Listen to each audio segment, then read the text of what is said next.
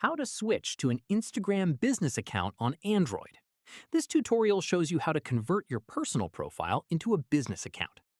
First, open the Instagram app on your Android device and tap on your profile icon at the bottom right corner. After that, tap the three lines at the top right corner to go into Settings. From there, scroll all the way down until you find Account Types and Tools and tap on it.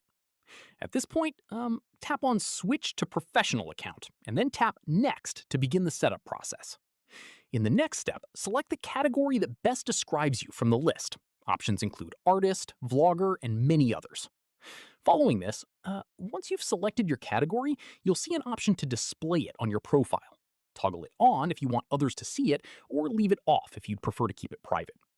Once done, tap Switch to Professional Account at the bottom to proceed. From here, you'll now be asked to choose between a creator account or a business account. Make sure to select business since that's what we're setting up. At this stage, tap Next, and if you want to receive promotional emails, toggle on that option. Otherwise, leave it off and tap Next again. After this, review your contact information on the following screen and tap Next once more to confirm. Finally, tap Done and head back to your profile.